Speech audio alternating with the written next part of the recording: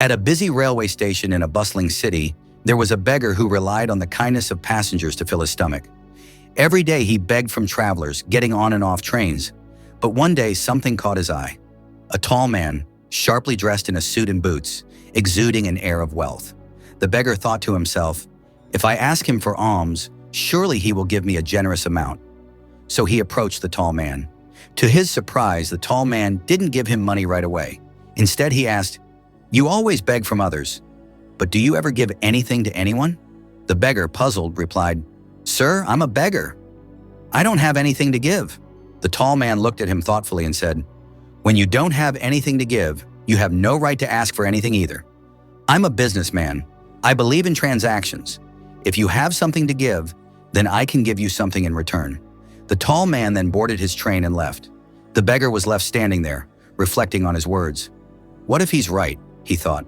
Maybe I don't get enough alms because I don't give anything in return. After thinking deeply, the beggar made a decision.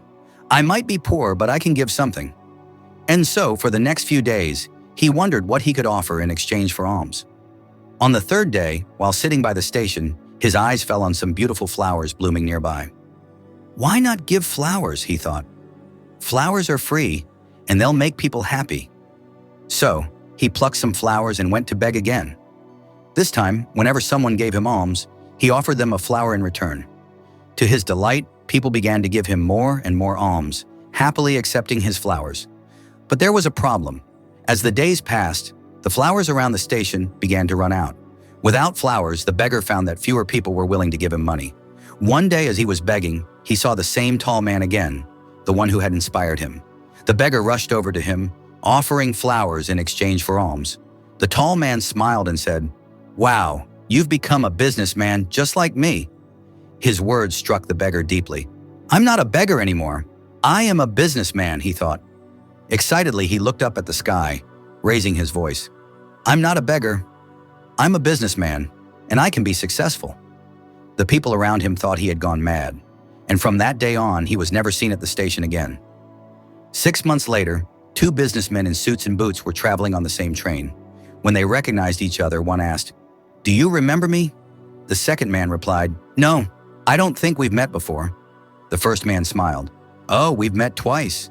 The first time, you told me to think about my life, and the second time, you called me a businessman." The second man's eyes widened with recognition. "Wait, you're that beggar, the one I refused to give alms to, and later bought flowers from. But what are you doing now dressed like this?" The first man smiled proudly. "I'm a flower trader now. I realize the rule of nature that you taught me.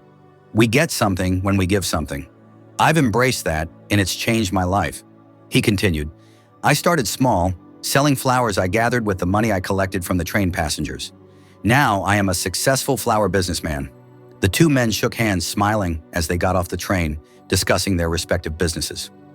This story teaches us a powerful lesson. Success is rooted in our thinking. The tall businessman knew the importance of the give-and-take principle, and by sharing this wisdom with the beggar, he changed his life. If we change our mindset and see ourselves as capable and valuable, our lives can change too. It's not about how others see you, but how you see yourself. To succeed, we must believe we can succeed. When we elevate our thinking, we elevate our future. The true essence of success lies in believing in our own potential. Remember, change your thinking, and your life will follow.